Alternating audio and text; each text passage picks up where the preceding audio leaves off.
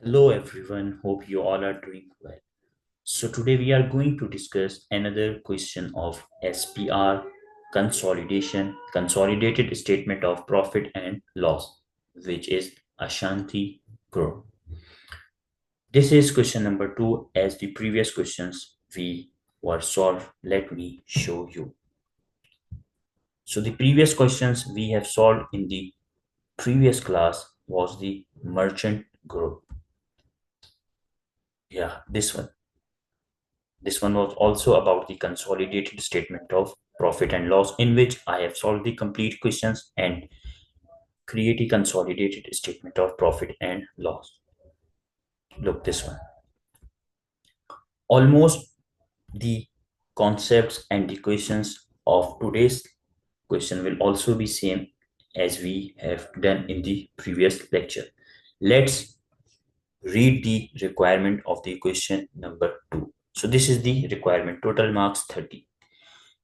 Part A1. Explain with suitable calculations how Ashanti should deal with the sale of the equity interest in Bochum in the consolidated financial statement.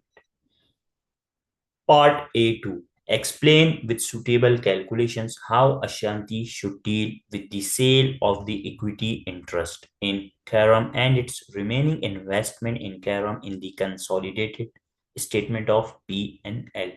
8 marks. Part A3. Taking into account all of the information presented, calculate the revenue and cost of sales figures that would appear in the consolidated statement of profit or loss. Your answer should include an explanation of the correct treatment of the sale to Spice. Part B. The directors of Ashanti are considered acquiring 49.9% of the equity shares of Knight. Okay, let's read it. Let first solve the part A, because part A is all about the calculations and the discussion.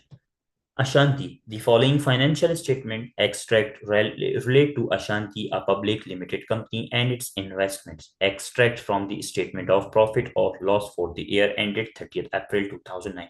So these are three extracts, not the complete SOPL. Ashanti, Bosham, and Kara. Revenue, cost of sales, gross profit. Now, the following information is relevant to the preparation of the group statement of profit or loss. Adjustment number 1. On 1st May 2007, the reporting date is 30th April 2009 and the acquisition date is 1st May 2007, means 2 years before. On 1st May 2007, Ashanti acquired 70% of the equity interest of Bochum, a public limited company. The fair value of the identifiable net assets at that date was 160 million. Now, the fair value of the identifiable net assets of the subsidiary is given, which is 160. The share capital and retained earnings of Bochum were 55 million and 85 million respectively, and OCE were 10 million at the date of acquisition. All the figures relate to the date of acquisition. So it gives you an hint that we have to calculate the goodwill. The excess of the fair value, it means this is not the correct or the adjusted net assets. It means there is an adjustment required, and the adjustment should be the balancing figure. The excess of the fair value of the identifiable net assets at acquisition date is due to an increase in the value of plant. It means in the 160 there is an adjustment included, and the adjustment relate to the increase in value of the plant, which is depreciated on the straight line method and has a 5-year remaining life at the date of acquisition. Depreciation is charged to cost of sales. Ashanti disposed of 10% equity interest to the non-controlling interest of Bochum on 30th April 2009, means at the reporting date, for a cash consideration of $34 million. The carrying amount of the net assets of Bochum at 30th April 2009 was $210 million. Before any adjustments on consolidation, it means in the 210, we have to include the adjustment of the increase in value plant. But this is the reporting date figure, and this plant figure should be the acquisition date. So, of course, we have to depreciate it 2 years depreciation. After reducing the 2 years depreciation from this value, the reporting date value, the net value should be included in this value. Goodwill arising on the acquisition date was 44 million, but had reduced in value by 20% before the sale of the equity interest to the NCI. Now, examiner also make it easy for you that you don't need to calculate the goodwill as well. Why? Because the examiner gives you the goodwill figure. But this is the carrying amount of the goodwill as there is an impairment of 20%. So once you deducted 20% value from the 44 million, you will get the net goodwill. Let's solve the adjustment number 1. Then we will move to the adjustment number 2. Adjustment number 1, acquisition of 70% shares of Bosch. Step 1, ordinary share capital 55 million, retained earning 85 million, OCE 10 million, given in the question.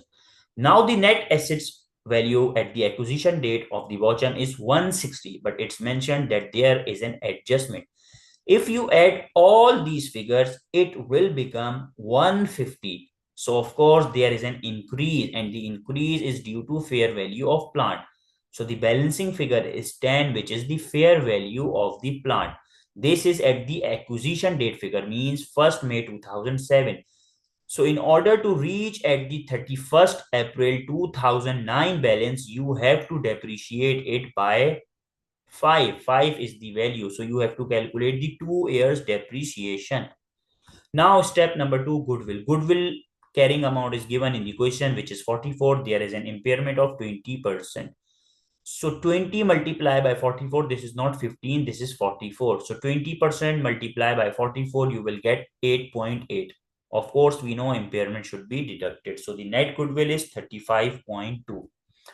The depreciation of the plant for 2 years from the date of acquisition to the disposal or to the reporting is 4 million. How 4 million? 10 million is the fair value of the plant, divided by 5 is the life. You have to calculate the 2 years depreciation. So multiply by 2 gives you the total 2 years depreciation, which is 4 million.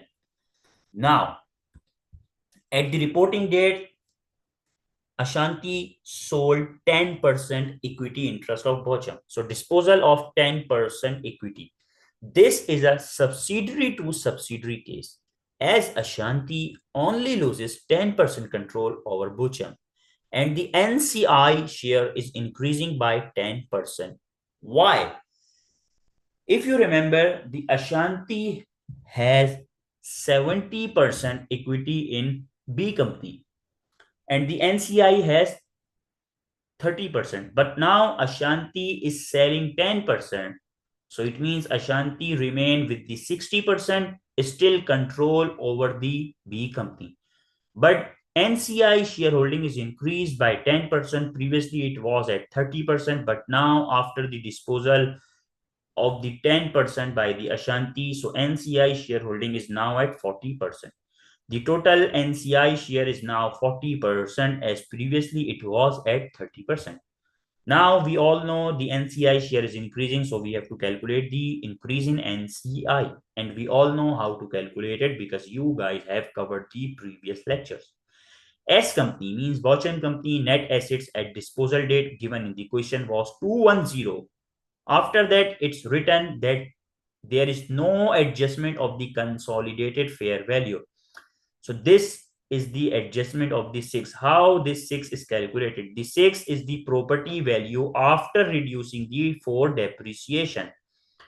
10 million is the fair value adjustment of plant at the acquisition date, and you are selling it at the reporting date, means after 2 years. So 10 minus 4, 4 is the depreciation we just have calculated above. So 10 minus 4 is the 6 you have to include in the S company net assets at the disposal date. So 216 is the Bochum company net assets at disposal date. Goodwill we have calculated here 35.2. So 216 minus 35.2 gives you the total, which is 251.2. Now, NCI shareholding is increased by 10%. So the increase in NCI is 25.12. How? 251.2 multiply by 10% gives you the NCI increase in value by $25.12 million.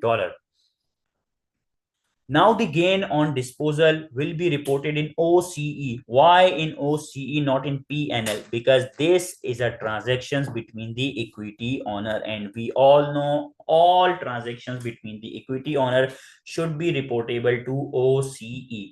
That's why the gain on disposal will be reportable in OCE, as this transaction is between the equity owners.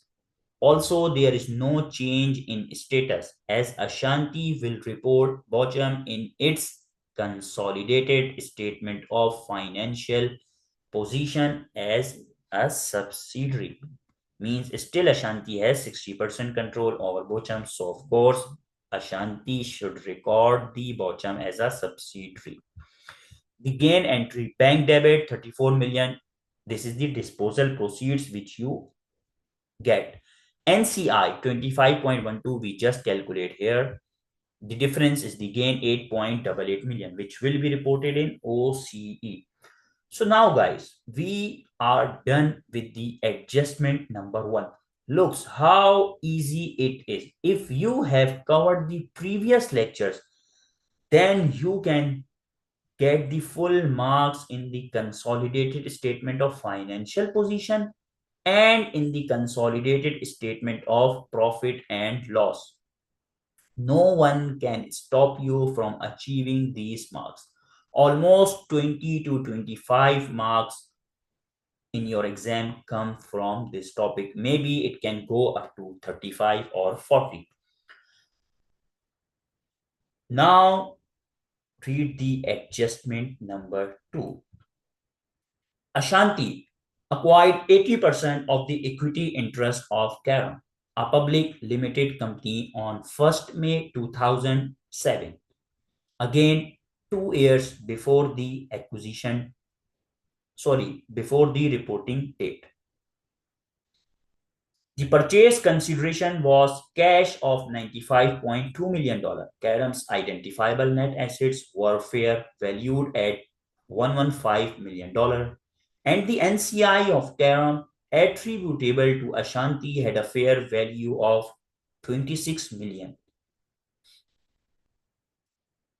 At the acquisition date on 1st November 2008, Bochum disposed of 50% of the equity of Karam for a consideration of $90 million. Okay, guys.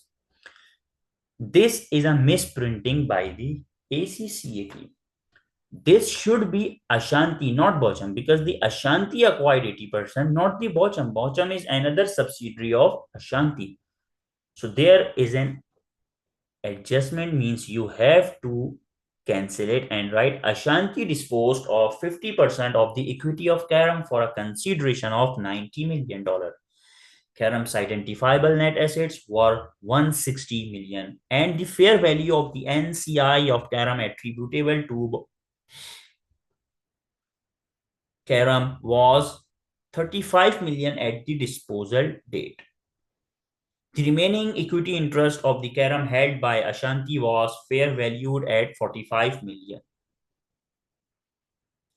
After the disposal, Ashanti can still exert significant influence. Goodwill had been impaired, tested, and no impairment had occurred. Karam's total profit for the year ended, please guys be attentive, this is very important. Karam's total profit for the year ended 30th April 2009 was 14 million and can be assumed to have accrued evenly. So let me summarize this adjustment number 2. First, Ashanti acquired 80%. On the 1st November 2008, Ashanti disposed 50%. So what do you think? How much shareholding Ashanti still hold in the Karam? It's 30%.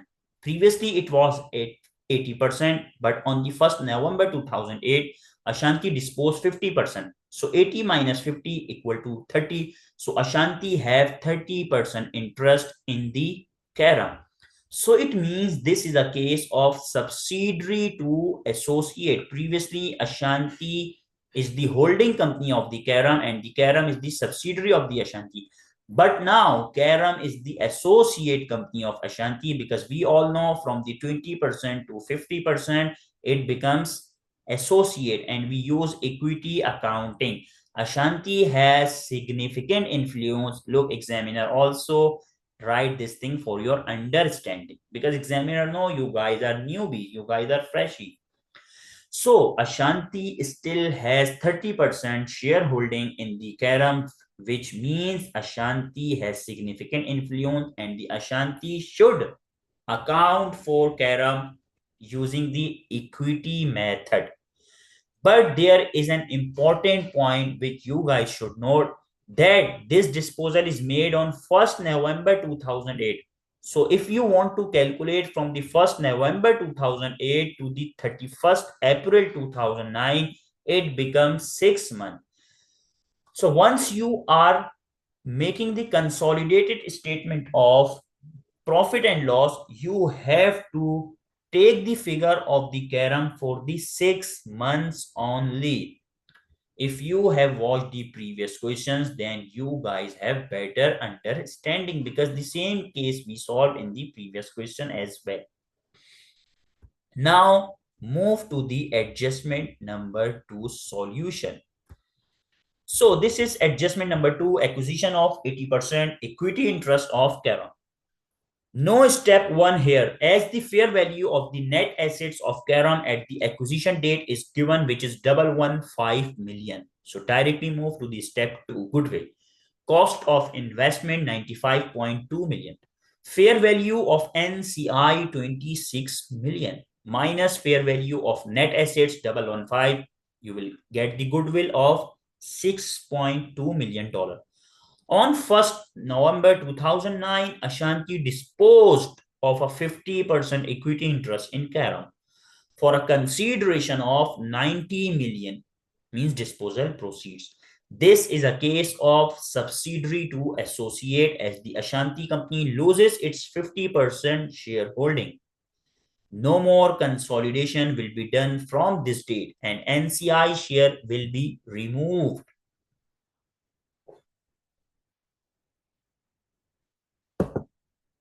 Okay, guys. So why no more consolidation? Because Ashanti has no control over Karam from this date. From this date, we only use equity accounting as per IAS 28. Now this 30% investment of Ashanti company in Karam is an associate, and which should be accounted for as per IAS 28, investment in associates using an equity accounting. Gain or loss on disposal will be reported in other income under statement of profit and loss. Okay. Now, how to calculate the gain or loss? Of course, you guys better know this thing. Disposal proceeds 90 million, add remaining 20% fair value, which is 45 million. All these figures given in the adjustment number 2. So make sure you guys have opened this question. Fair value of NCI 35 million. Now you have to deduct fair value of net assets of Karam 160. Goodwill 6.2. You will get the gain, which is 3.8. This gain will be reported in other income under P&L. Now the associate Karam share of profit is 2.1 million. How 2.1 million? Remember, in the last line of the adjustment number 2, it's mentioned that the profit of the Karam for the year ended is 14 million. And the remaining share of the Ashanti in the Karam is 30%. So 30% multiplied by 14 multiplied by 6 divided by 12. Why? Because from 1st November to 30th April, it becomes 6 months. So I explained in the start that you should have to this 6 months figure. So 6 divided by 12 gives you the 2.1 million AOP. This is an associate share of profit. Also, I have written Karam Pet multiply Ashanti remaining shareholding. This SOP, this share of profit, will be reported in consolidated statement of profit and loss. From the date of disposal, only 6-month figures of the Karam will be incorporated. Now, adjustment number 3. Adjustment number 3 and 4 are small adjustments. Let's read in the one go.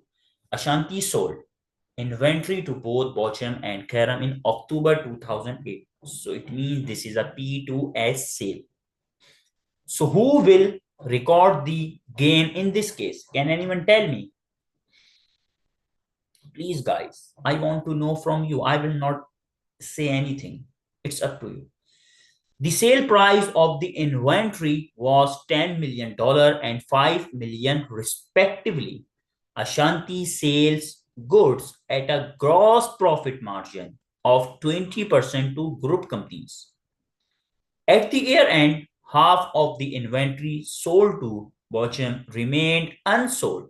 Half of the inventory. It means profit multiplied by 1 divided by 2. It's still unsold. But the entire inventory sold to Karam had been sold to third parties. So it means in the case of Karam, there is no unrealized profit as the entire inventory had been sold out to the third parties. But in case of Bochum, there is unsold inventory, which is half of the profit. Adjustment number 4. At the year end, Ashanti sold goods on credit to Spice, an unrelated company. Remember, 4 marks allocated to this adjustment and recognized revenue of 5 million. Before the date of the sale, the customer had made an announcement that it would be restructuring its debts. At the date of the sale, it was deemed improbable that Ashanti would recover the amounts outstanding. So guys, what do you think? As per IFRS 15, it's a sale or not? Please tell me. Now, this is about the impairment of receivable, and we all know the impairment of the receivable will be treated as per IFRS 9 ECL model. Remember, expected credit loss. This is stage number 3, means there is an objective evidence. Look how your previous standard interlinked with the consolidation. You know, there are few standards who ask me, can we directly move to the consolidation questions as we don't need to go through the IAS and IFRS lectures? I said, no, you have to be, at least you should have a clear understanding of the previous standard, because once you start solving the consolidated questions, you may get adjustments. And the response was, no, few tutors suggested you can solve the consolidated questions. I don't know who are those tutors, but now you can understand. Okay, let's solve these two adjustments, then we will wrap up. Adjustment number 3, P2S sale. Selling price 10 for the Bochum and 5 for the Karam. Cost 8. How 8? Remember 20% margin. So one thing you can do, you can directly calculate the profit. How? 10 multiplied by 0.2 is 2 million. Then you have to calculate the balancing figure, which will be cost. But you can do one more thing. 80%, 20% is the profit. So the remaining 80%, which will be cost. So 80% multiplied by 10, which is sale price, you will get the cost. 10 minus 8 is the profit, which is 2 million. And in case of Karam is 1 million. Now, the URP in the case of Bochum is 1. Remember, it's written that half of the inventory is still unsold. The unrealized profit in the case of Bochum is 1 million. But in case of Karam is 0 because nothing was unsold. This is not an actual sale as it's between the two group members. So for the group accounting, an adjustment should be needed by removing the 15. How 15? 10 for the bottom and 5 for the Karam. $15 million sales from the total revenue and cost of sales because this is not an actual sale. There is no unrealized profit in case of Karam, but for bottom, there is an URP of 1 million, which should be added back to the cost of sales so that their effect will be 0. Now, adjustment number 4, IFRS 15 revenue. Revenue can only be recognized if it is probable that economic benefits will flow to the entity. So, do you think in the adjustment number 4, the economic benefits will flow to the Ashanti? No. Here, not probable, revenue recognition criteria not met. So, it means Ashanti should not have to record the revenue. Ashanti should make the adjustment entry which is revenue debit and receivable credit. This entry 5 million. IFRS 9 financial instrument trade receivable recognized initially since it was already deemed irrecoverable at the initial recognition. Immediate credit loss should be recognized. Now guys, we are done with the all adjustment. Let's put the data and get the consolidated statement of profit and loss.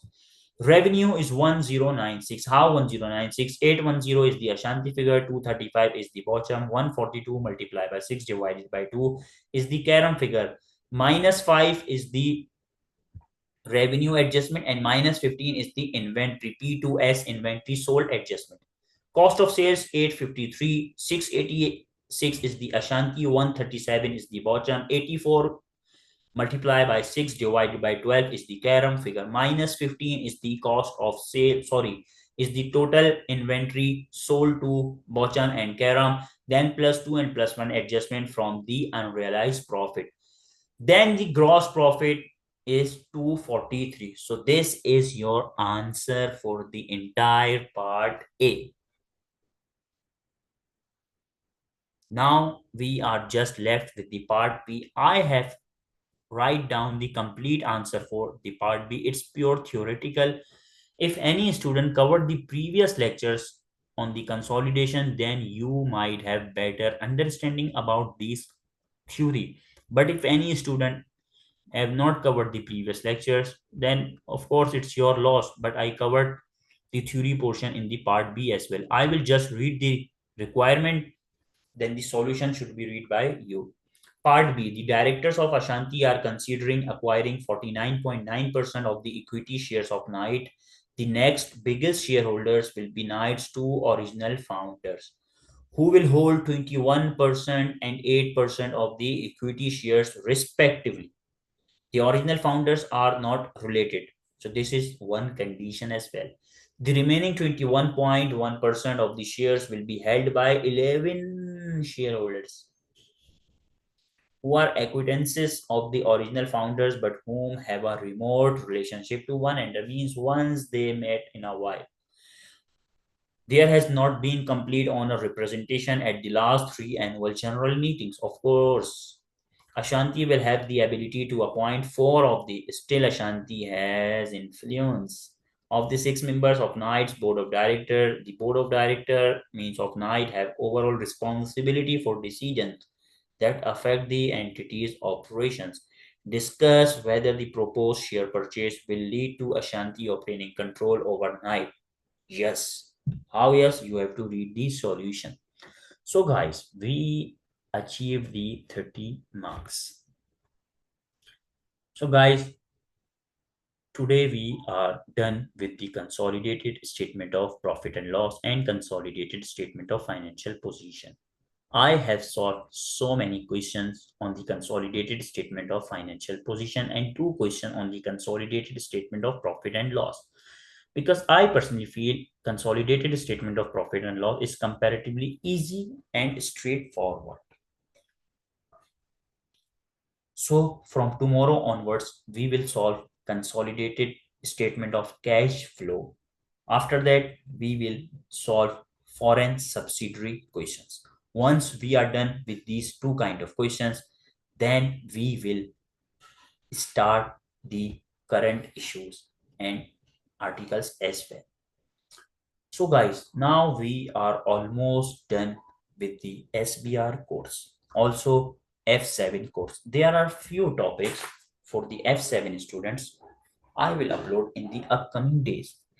But the major focus of my regarding the SBR students is to give them a proper course and curriculum for their better understanding. And maximum students can utilize these resources for their exam sessions. In the future, I will try to record the lectures for the other subjects as well. Not for the ACCA subjects, but I will try to record the professional qualifications and skills courses as well. So take care, guys, and best of luck for your exam.